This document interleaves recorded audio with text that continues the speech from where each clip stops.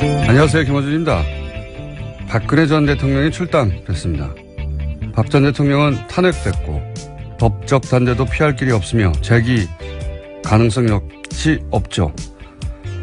그런데 김영삼, 김대중 노무현의 경우처럼 현직 대통령으로서 정권 말 자신의 당을 떠나야 했던 경우에도 새로운 정치적 모멘텀을 만들지 못했었는데 이렇게 정치적으로 완전히 사망한 전직의 출당만으로 보수 진영의 쇄신에 어떤 전기가 마련될 리가 없습니다.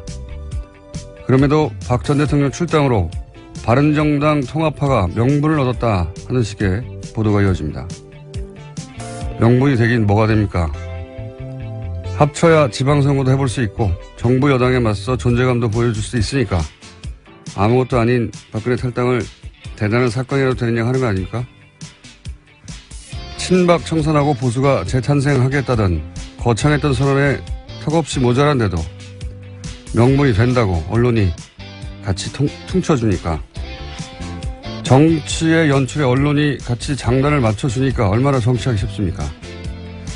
그렇게라도 해야 하는 보수의 절박한 사정은 이해간다. 하지만 명분은 안 된다. 최소한 이 정도로도 보도해야 하는 거 아닌가요? 우리 정치가 후진 게 과연 정치만의 책임인가? 아니다. 김어준 생각이었습니다.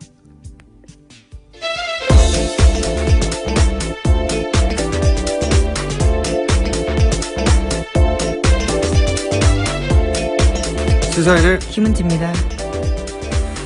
보셨어요? TV가 없어서요, 집에. 블랙하우스. 너무하네. 네, 오늘 인터넷으로 찾아보겠습니다. 네, 같이 보는데 그것도 안 보고 말이죠. 네, TV를 사주십시오. 이게 이제 HD로 보면 비주얼 충격이 대단해요. 지상파에 나올 수 없는 얼굴이 나옵니다. 네. 본인 스스로 그렇게 말씀하시니까 좀. 저도 충격받았어요. 네. 이거 화면 자체가 불법 아닌가? 이런 느낌이 듭니다. 예. 그 얘기는 나중에 하기로 하고. 네. 홍준표 대표가 이제 박 전 대통령 출당하고 사실은 서청원, 최경환 나가라고 하고, 이게 사실 코미디 같은 일이에요. 왜냐하면 불과 6개월 전에 우리 당의 친박 없다고 하면서 서청원 의원을 복당시킨 게 다른 사람도 아니고 홍준표 대표 자신입니다. 예. 잠깐 들어보시겠습니다. 모두 용서하고 하나가 돼서 대선 치르기 위해서 우리 이제 친박들 우리 당권 정지하고 이래 된 거 다 용서합시다. 그 중에서 당원권 정지된 분들 그리고 그 서청원 그다음에 최경환 윤상의 다 용서하는 게 맞겠죠? 자, 했을 때 했을 건데요. 당의 친박이 없습니다. 없습니다. 이제는 소위 양아치 같은 친박이라고 걷기 일부라고 했는데 당은 당규 절차에 의하지 않고 청산한다. 친박은 없다고. 예, 이분들 구해야 한다고 하는 당사자였어요. 바로. 어쨌든 정치가 이렇게 뻔뻔합니다. 이런 면에서. 네, 근데 또 그저께는요, 자신의 페이스북에다가 바퀴벌레라고 다시 또 친박 세력에 대해서 표현했습니다. 그러니까요. 명분이 된다라고, 명분을 얻었다고, 바른정당과 합치는 데 대해서. 이렇게 보도하면 안 되죠. 예. 하지만, 절박하긴 하죠. 보수정당의 지금 사정이. 그래서 이해는 가는데 명분은 안 된다. 최소한 이 정도 스탠스는 언론에 취해야 된다고 저는 보는데. 자, 오늘 뉴스 짚어볼까요? 네, 박근혜 전 대통령 관련된 국정원 특활비, 그러니까 특수활동비 관련해서요, 계속해서 보도가 많이 나오고 있습니다. 어제 SBS 같은 경우에는 박근혜 전 대통령이 변호사 수임료를 현금으로 지급했다라는 보도를 했는데요. 4억 원가량이 들었는데 전부 5만 원권으로 줬다라고 합니다. 탄핵 심판 때는 10명 정도였는데 이들한테 500만 원을 5만 원권으로 줬고요. 또 검찰 수사와 형사재판이 시작되면서는 한 사람당 많게는 1억 원 가까이를 모두 현금으로 줬다라고 합니다. 이게 이제 뭐 특활비냐 아니냐 국정원에서 준, 예. 지금 이제 여러 가지 이제 가능성들이 나오는데 우선 박근혜 전 대통령 통장이 있어요. 개인 통장이. 대략 뭐 10억 정도. 네, 그렇죠. 대통령 재임 기간 동안 급여가 들어갔던 10억 정도 있다고 하는데 그중에 사억이 빠졌는지를 일단 우선 체크해보면 거기서 안 빠졌다면 국정원 돈이거나 그죠? 아니면 최순실 씨가 이거 몇 달 전에 나왔던 얘기인데 장시호 씨에게 이제 구치소에 둘 다 수감돼 있는 과정에서 만나서 삼성동에 금고가 있다. 박근혜 전 대통령의 자택인 삼성동에 금고가 있는데 거기 가면 평생 먹을 돈이 있으니 그거를 이제 나중에 나가면 거기서 돈을 꺼내서 정유라 씨 모자를 보살펴 달라라는 이야기를 검찰 조사 받을 때 했었죠. 그 돈이거나 둘 중에 하나겠죠. 지금으로서는 이제 이게 청와대에서 줬다고 하니까 변호사비를. 네, 우선은 청와대 관계자가 변호인들에게 직접 돈을 줬다라는 증언이 나오고 있기 때문에요. 돈의 출처에 대해서 계속해서 검찰이 조사하고 있는 중입니다.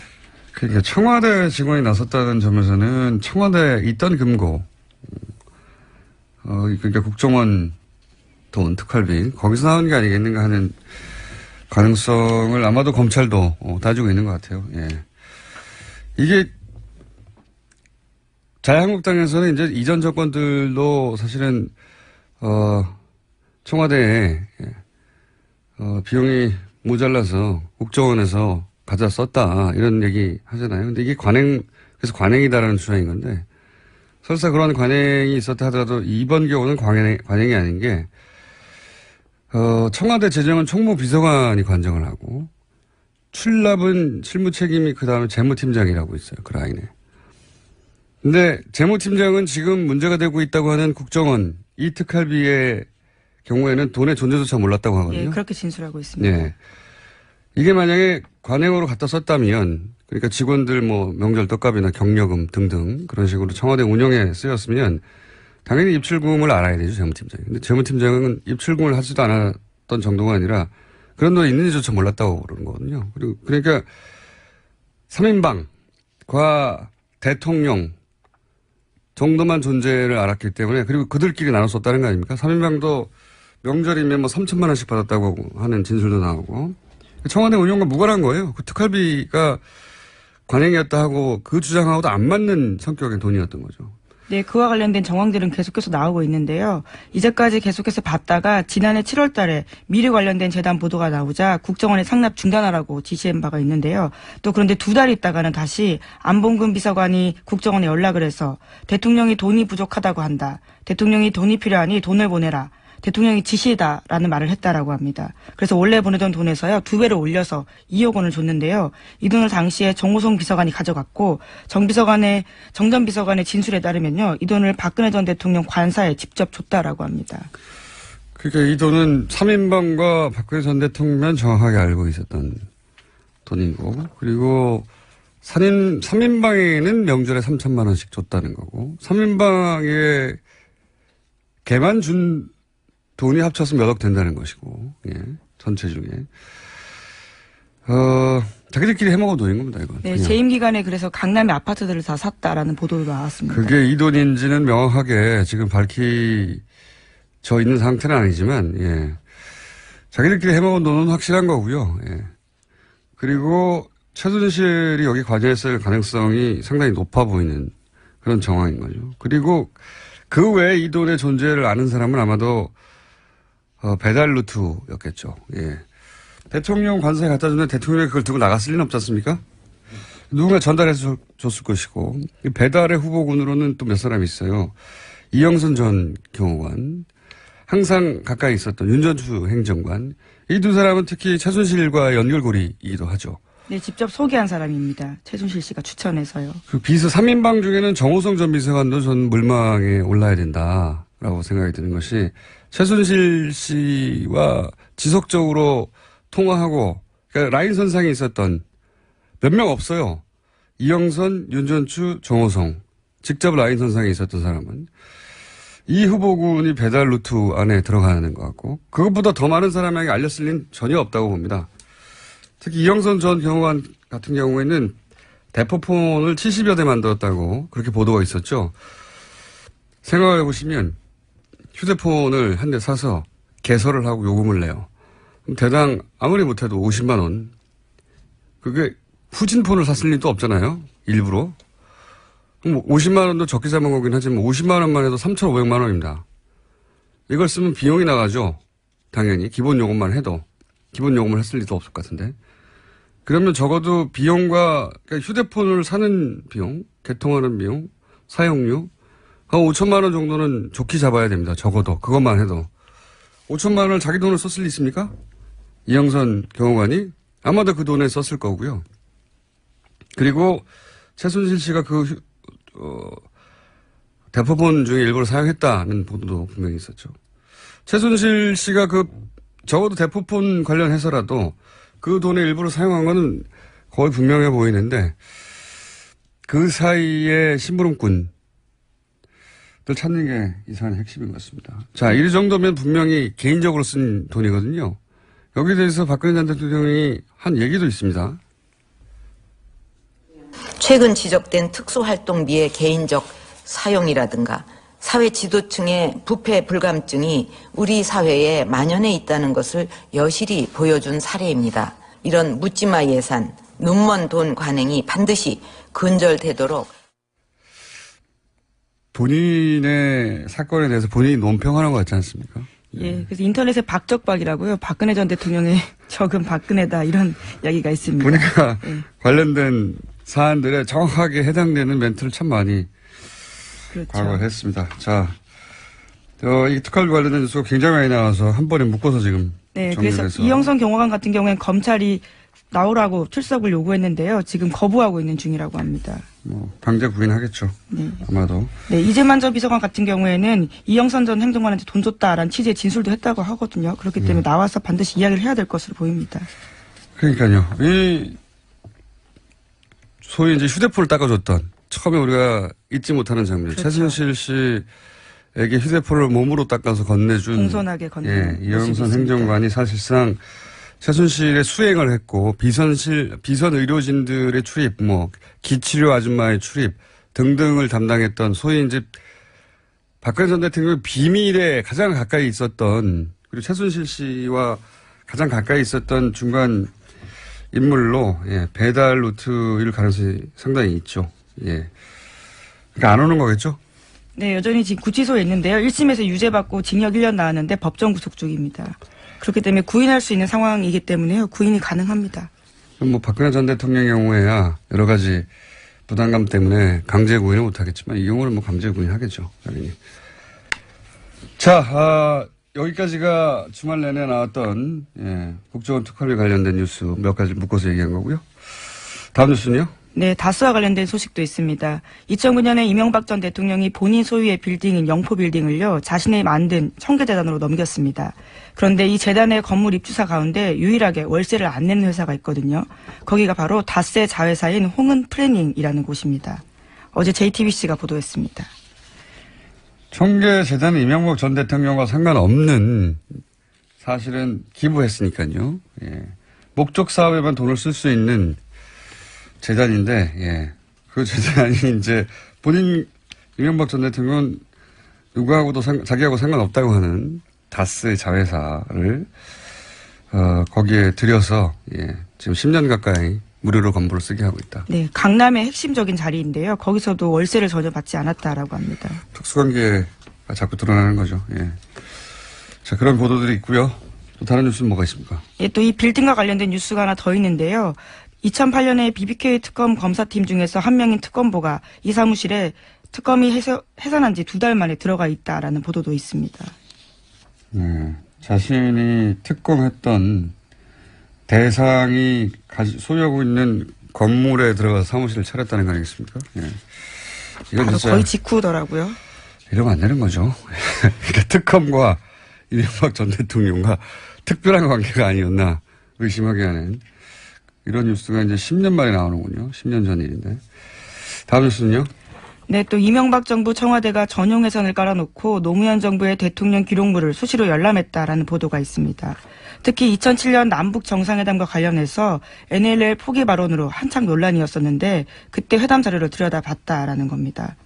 그 당시만 하더라도요 27차례 열람했다라고 하거든요. 그때가 새누리당에서 한참 문재인 야당 대선 후보를 공격할 때였는데 그와 관련된 주장들을 새누리당에서 계속해서 했었습니다. 그래서 정보의 출처가 청와대가 아니냐라는 의혹이 제기됐는데 그때 아주 많이 본 거죠. 노무현 정부 시절 대통령 기록물을 원격으로 열람한 게 그렇게 해서 총 3,000 몇백 번 정도. 네, 3,800여 번 된다고 합니다. 된다고 하니까 이명박 정부에서는 사실 노무현 생전에는 물론 사후에도 철저히 정치적으로 파멸시켜야 된다. 그래야 보수 정권이 영구 집권이 가능하다. 뭐 그런 식의 꿈을 꿨던 것 같아요. 그래서 3,800번이면 이게 1년으로 따지면 하루 10번씩 본 것이고, 예. 5년으로 따져도 몇 번입니까? 이틀에 한 번씩 본 겁니까? 엄청나게 본 거죠. 예, 매번 뭐 없나 싶어서 뒤져보고, 예, 그걸 건수를 잡아서, 그리고 이제 지금 보수정당에서는 정치 보복이라고 하는데, 정치 보복이 말이 안 되는 것이, 노무현 전 대통령은 이명박 후보 시절부터 정치적 탄압을 하거나 뭐 보복당한 일을 한 게 없어요. 그냥 자기들이 그렇게 한 거지. 보복이란 논리적인 성립이 안 됩니다. 예. 자. 물론 국가기록원 쪽에서는 규정대로 열람했다라고는 하지만요. 외부에서 이렇게 열람하는 게 부적절하다는 이야기 나오고 있다고 합니다. 그렇게 둘 거면 대통령 기록물 따로 관리할 이유가 뭐가 있습니까? 그냥 원격으로 다 하는데 갖다 놓고 하지. 어쨌든 뭐 문재인 정부 들어서는 이렇게 안 하고 있다고 하고요. 그렇게 안 하는 게 맞는 거죠. 대통령 기록물을. 자, 이건 전문가하고 따로 얘기해 보기로 하고요. 예, 요 사안은. 어쨌든 그렇게 열람했다고 합니다. 자, 뉴스. 시간이 벌써 다 돼가네요. 예, 하나, 둘 정도 제목 읽고. 네, 오늘 바른정당의 김무성 의원 등 9명이요. 집단으로 탈당 선언을 하게 됩니다. 그럼으로써 바른정당이 만들어진 지 9개월여 만에요. 원내교섭단체 지위를 잃을 것으로 보입니다. 이게 뭐 오랫동안 오갔던 이야기라, 예. 결국 숫자가 몇 명이고 언제냐가 이제 관심 대상이었는데, 대략 9명 정도? 네, 그렇습니다. 그리고 이제 내일인가요? 이렇게 되면? 예. 네, 내일 복귀할 예정이라고 하는데요. 예. 복귀가 맞죠? 원대 복귀. 예. 여기서 이제 꼭 지적해두고 싶은 것은, 김무성 전 대표는 유승민 의원을 당시 망설이는 마지막까지 남아있겠다고 한 유승민 의원을 최후에 끌고 나온 장본인이에요. 바른정당을 만들 때 말씀하시는 네, 거죠? 만들 네. 때. 본인은 이제 좀 더 노력해보겠다. 새누리당이 남아서. 하던 유승민 의원을, 극구 끌고 나온 장본인인데, 이제 유승민 의원이 이제 나는 그렇다면 보수의 세계를 가겠다고 하는 유승민 의원을 버리고 자기만 살겠다고 돌아가는 거잖아요. 저는 김무성 전 대표에 대해서 지적하는 그 점을 예. 기사가 쏟아져야 된다고 보는데 그런 얘기는 전혀 없어서 다시 언급해 듭니다. 예. 이건 경우가 아니지 않습니까? 그냥 정치가 뭐고 다 떠나서 자기가 다른 사람 돌아가도 자기는 유승민 대표 의원 옆에 남아줘야 되는 거 아닌가요? 예. 자. 오늘 여기까지 해야 되겠습니다. 시사인의 김은지였습니다. 감사합니다.